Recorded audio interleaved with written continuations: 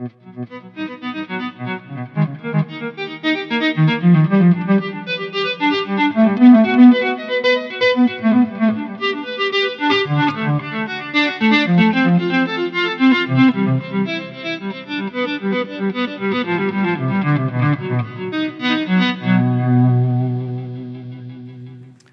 guys, it's Carl Brown from GuitarLessons365.com.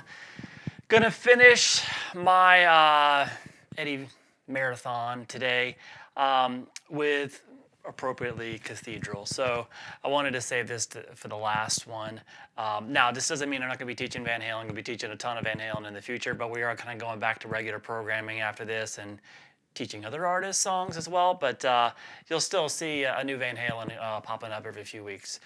So I still got a lot to cover with him, because I just want to do it because he's that important, you know. So I've already have dozens of his lessons, but I'm going to be doing dozens more. So do not worry. All right, so let's talk about Cathedral. First, please subscribe to the channel if you haven't already, and ring the notification bell so you know when I release a new video. And check out my Guitar Academy. You'll see the link in the description below. Covers all of my, the Academy contains all of my guitar courses, from complete beginner courses to more advanced courses on technique, improvisation, ear training and theory, guitar tone, you name it. So, and that link will give you a free 7-day trial to it. So please go check it out. All right, so now let's jump into it. I'm in standard tuning here, and I'm going to spend the first few minutes here. If you already know how the delay settings work and the volume knob stuff that's going on, you just want to get the notes underneath your fingers. Just fast forward a little bit. The first few minutes of this video, I'm just really going to be talking about the tone and the technique that he's using to create this sound, and the specifics about how the volume pot and whether it might work for you or not. And then I'm going to turn off all the effects and then just go through the piece of all the notes, you know, just like that, so you can hear what it should sound like without all the delays and stuff, so you actually can hear what the notes that he's playing actually sound like without all the effects. All right, so let's talk about this tone first. So I've got a little bit of gain on the amp, and I believe this is how he recorded it too. You can tell, first of all, from the beginning, there's some gain on the signal there. Then when he goes into the volume swell section, you don't hear so much of the gain. The reason why is if you watch him closely, he is turning that knob just a very, very, very small amount. So when he's turning that such a very small amount, he's not ramping the volume knob up to 10.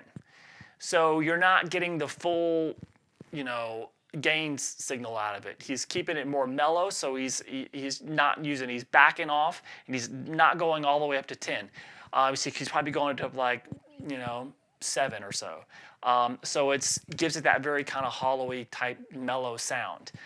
Now, so you could really see this live, because when he does it live, every once in a while he'll bring out a note, and he's very good at it. So he could bring out a note, and he'll it'd be like full gain on like one note,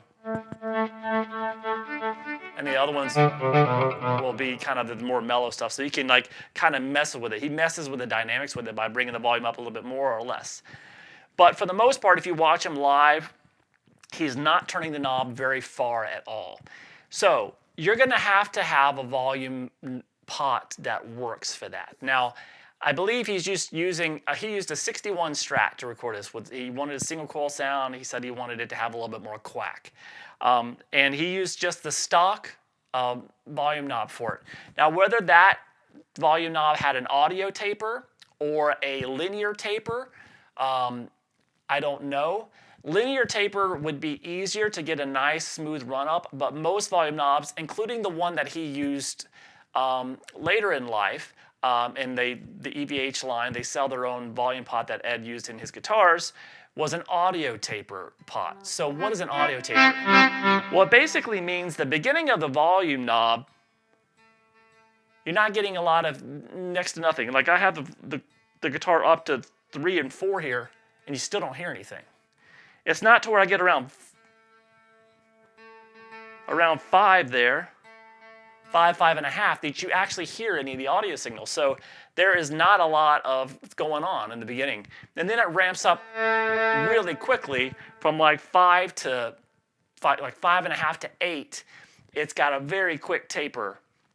So it gets to and then the 8 to 10 is that extra gain. So what I'm thinking he's doing is he's using a standard audio taper pot, and he's found that spot in the pot that probably about the 5, he's probably going from about 4 to about 7.5. And so it's a very small movement that he has to do. And if you can keep it in that range, it pretty much goes down to 0 volume up to like, kind of maybe 65% of the volume, which gives it a nice mellow tone. So that's what's going on with the volume. But you've got to find that sweet spot with it. So most volume pots are that audio taper. So and so you'll have to just mess around with it a little bit. Now, the tone itself, I have a delay on there that has only 1 repeat. So however you set that up. So I'm doing in the Line 6 Helix. It basically, so I turn the delays down to the feedback down to 0. What that means is it just gives me 1 repeat. So if I turn it up, you hear just 1 repeat, and that's it. And that's how you want to set it up. And you want that repeat to be the same volume as the regular notes that you're playing. So it's going to be, if you get it timed out, that repeat's going to come in when you're playing you swelling in the notes, and that repeat, what it is also going to be the swelled sound. So it's going to be a really cool combination that starts going there.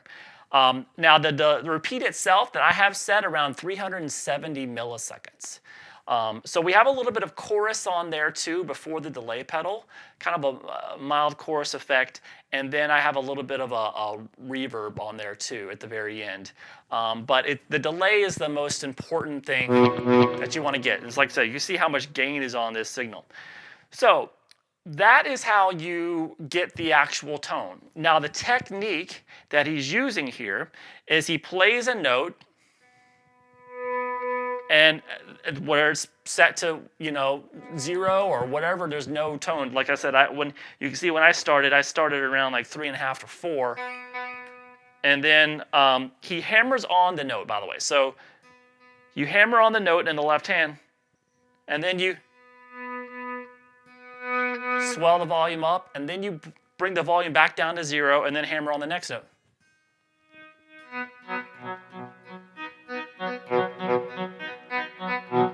So if you get it in time with the delays, which you obviously have to do it much faster, but so if I turn off the delays,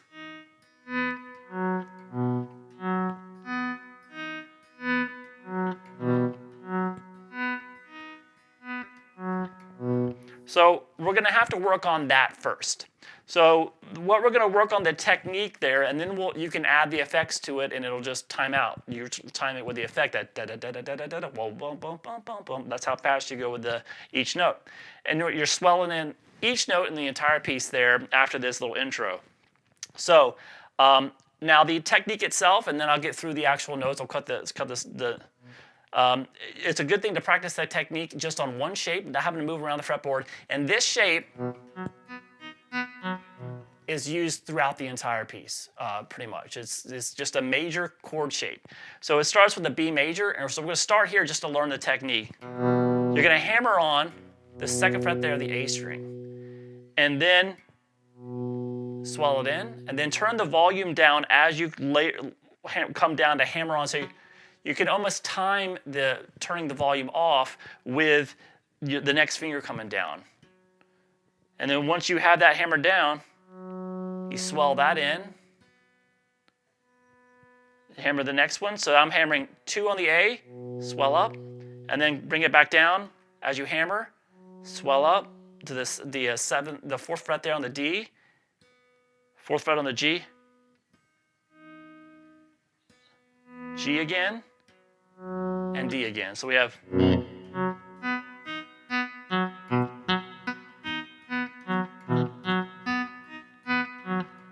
Now it's hard to get through the entire piece. Maybe even on the recording, he doesn't get through the entire take. He was only able to do 2 takes of this, for the reason why you're not seeing me perform the entire thing beginning to end, just a third at a time.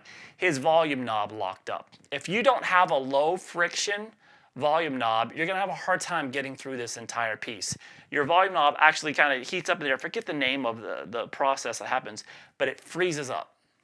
You can't move it at all. So that's what happens with my volume knob if I go, because it's just a kind of a normal friction pot here. You're going to need a low friction pot to get through the entire piece. So he was able to get through 2 takes of it, and his froze up. But you might hear a couple of times in there, well, he didn't get it down to 0, and you can hear the actual percussives of the hammer on. So you can hear him do that, especially when he went really up high. So anyway, so that's the technique. You just want to work on it in one spot.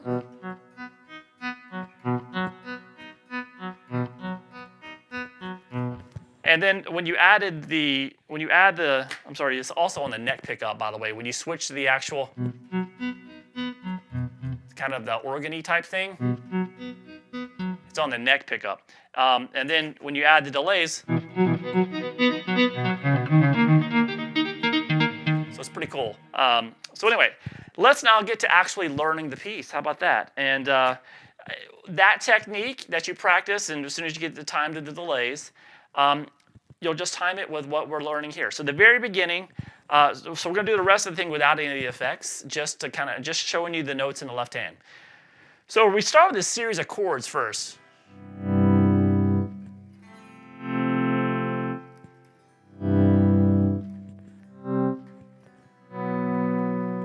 So this part is on a bridge pickup, and he rolls the volume in a little bit higher so you can actually hear a little bit of gain.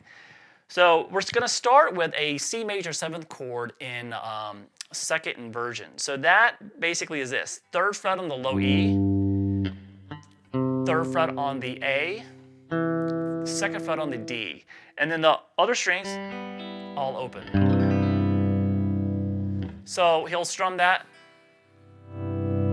and then roll the volume up, and then bring it back down, play the next chord, which is an F major chord in 2nd inversion. So that's the 3rd fret there on the A and the D, 2nd fret on the G, and 1st fret on the B.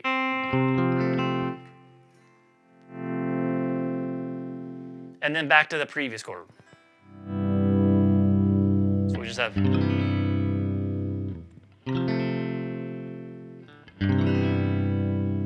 And then he goes to a C power chord. So that's the 3rd fret there on the A, 5th on the D, and the G. So remember, you're going to swell it in. And then move back 1 fret to the B power chord, but you're going to add the open high E. So basically, I'm playing the B, the 2nd fret on the A, the 4th fret on the D and the G, and then the open B and the open high E with it, which makes it a B sus 4 chords. So we have, so we went, and then we go back through the chords again.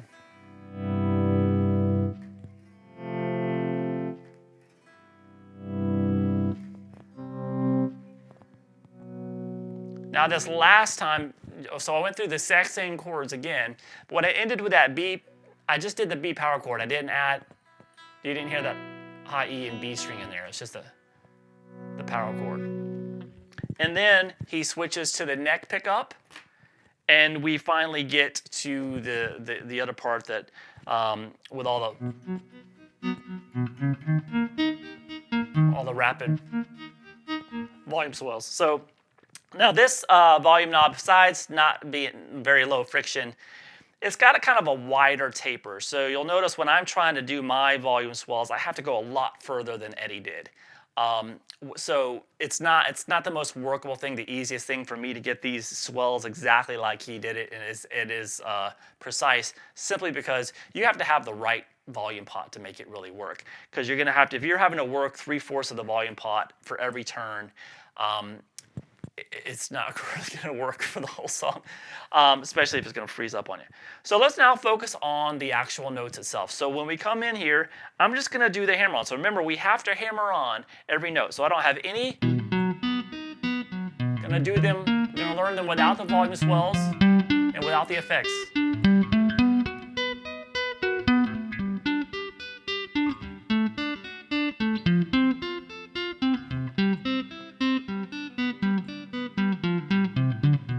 All right, so we're gonna start with that B major, that little exercise we did earlier. That's the first thing you hear. And we're going to be taking that chord shape up the fretboard. So we'll hammer on each note. So a little 1, 2, 3, 4, 5, 6 note pattern. And then we have this. So he basically plays 2 on the A again, then 4 on the A, and then he jumps up to 6 and does that same major again. So we have this.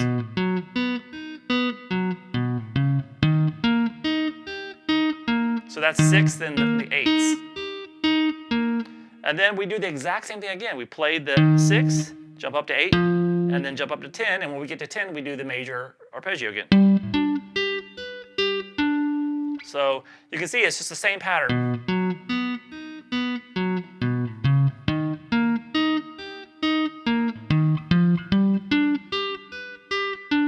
Now here, we do it again. 10, 12, up to 14. And then the major arpeggio. So all together, the same pattern.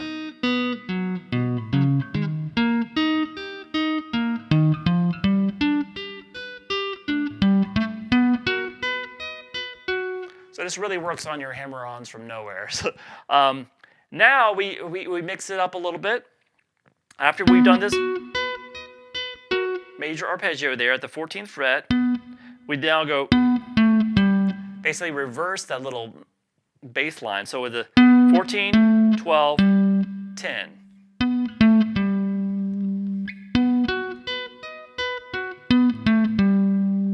All right, now from here, we're just going to do the major arpeggio again. When you get to that 10,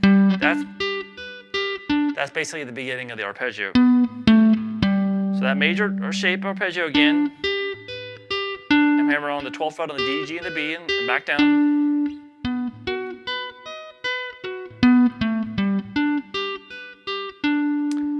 And then from there, we're gonna, as soon as you get to here, he's not gonna do a bass line this time. He's gonna shift straight down to the D chord here, the D major arpeggio. So the same shape, but after you do this, to get to that note on the D string, the 12th fret, shift down to the 5th fret, and then play the arpeggio there at the 5th fret. Told you this was an important shape. He uses it throughout most of the track. And then jump up and do the same thing. We're not gonna move up bass lines or anything. We're just gonna jump right to the 8th fret here for the F major arpeggio. Same shape. And then down to the 3rd fret for the C major. So we can see that after we got to this 14 up here, and then when we descended down and got to this G major arpeggio, we just started skipping around from there.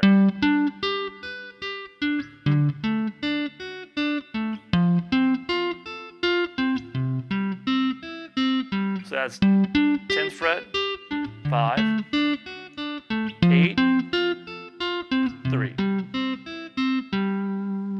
All right, and then we're going to finish out this opening section with this.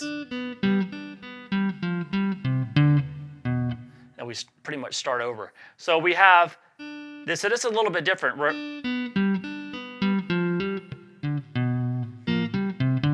going to hammer in 3 on the B, 4 on the G, and 5 on the D. You do that twice. Remember, we're still going to be doing the same volume swells with it. So we're playing 3, 4, 5. You do that twice. And then we're going to play 3, 5 on the D, 3, 5 on the A. Remember, hammering on each one. So far, that's the end of pretty much section 1. So this whole section that we've done, after these opening chords, we get to this.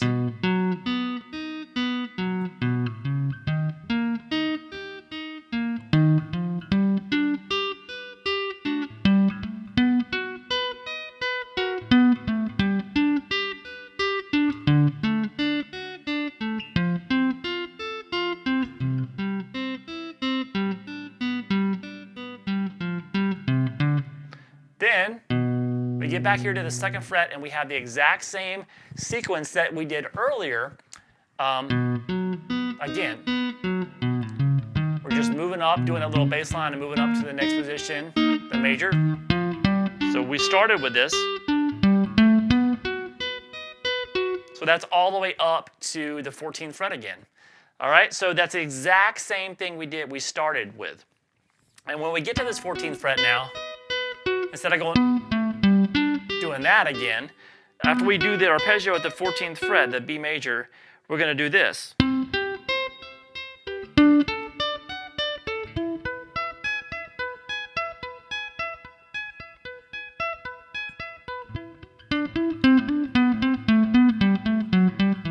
So anyway, so we'll get ahead of us there. So we do that arpeggio there at the 14th, just like we did the first time. But now we're going to jump up to the 15th fret, the C major arpeggio, just do it once there. The pattern there. And then at the D major arpeggio at the 17th fret. And then the E major arpeggio. So you really got to work on hammering down pretty hard when you get up here to make those notes come out. The string tension's quite a bit higher up here. So after you've done that arpeggio, he stays here now. So you've done the arpeggio once on the E. Remember, see, I'm kind of hammering there on the, so 19, then 21 on the D, G, B, back down. Now what we're going to do is we're going to repeat those three notes from the B to the G to the D 5 times. So after the initial arpeggio, after that, now we're going to count from here. We're going to go back to the B string and count descending those 3 notes. You're going to do it 5 times. 1, 2, 3, 4, 5. So that's, remember, arpeggio first, the full pattern first, and then the 3-note descending one 5 times.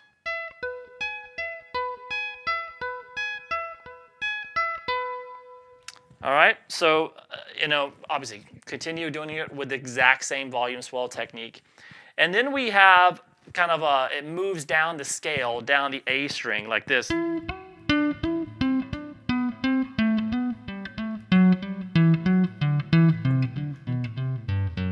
Now, obviously, it sounds better with the delays.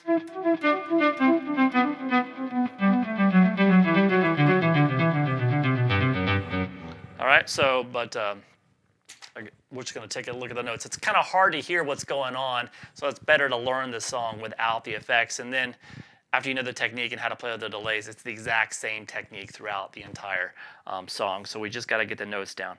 So what are the notes? We're going to play 19 and 21. Remember, you're still hammering on. So 19, hammer on 19, then 21 on the A, and then 17, 19, 15, 17. So pretty much just follow the fret markers at first if you have like a strat style. And then 4, 5 on the A. 12, I'm sorry, did I say 4, 5? 14, 15. And then 12, 14 on the A. Then 12, 10. So we have 19, 21, 17, 19, 15, 17, 14, 15, 12, 14, 10, 12, 9, 10. And then continue following the fret markers. 7, 9, 5, 7, 3, 5, and then 2, 3. And then we're going to reverse it and go 3, 2 on the low E. So all together.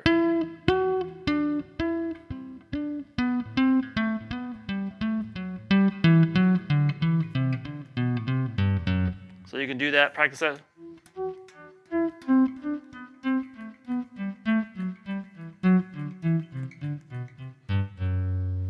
Now here, it gets a little bit interesting. We have this kind of ending section, and there's a slight pause in the notes.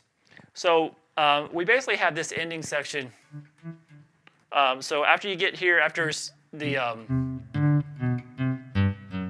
get there, there's a slight pause for the timing of one note. You don't play. Sometimes I find it easier when you do that though. So if I'm doing this section.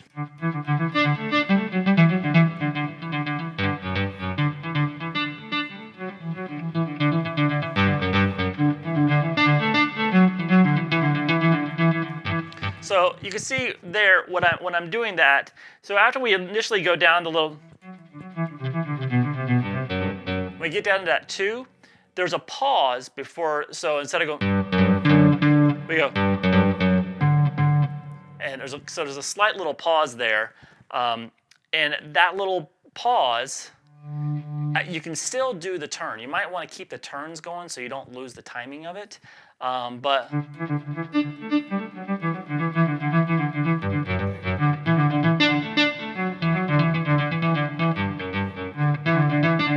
See, I see there was a little slight pause there. So the notes, though, are going to be 5, 7, 5 on the A, and then 7 on the G string, and then the 7 on the D. And then jump up here and play 10, 9, 7 on the A.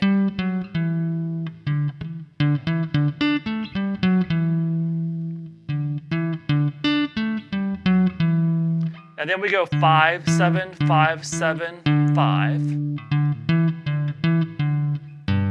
And plays 3, 2 on the low E. So we have this.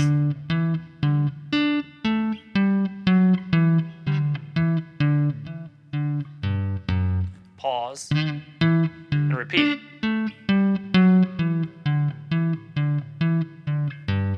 Pause.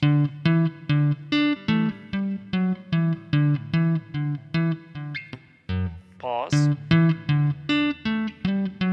Now, after you've done that 4 times, the ending of the 4th time is at the end of the track. So we have this.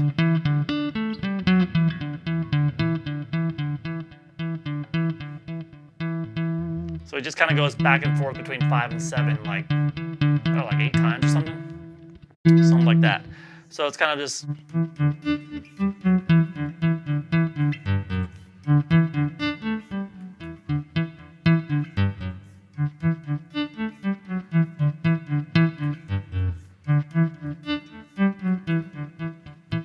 So if we wanted the actual effects, so sorry, we good.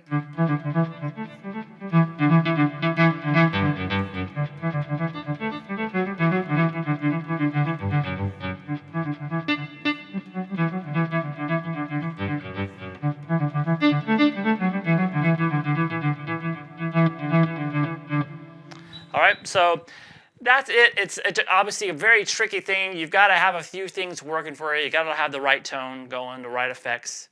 You've got to have a volume pot that will allow you to get through the entire piece. Mine won't. And you got to, some people you'll watch do this, and it's very, very easy. Because after you get the timing down, at least, I mean, obviously the timing is always going to be tricky at the beginning. But the volume knob itself is a very tiny movement. You watch Eddie do it, you watch a few other people say it, and it's extremely easy, and you can see why, because it's a very tiny movement for them. Then you've got guys like me who are a little bit less unlucky in the game, and it requires a lot bigger turn to make it work.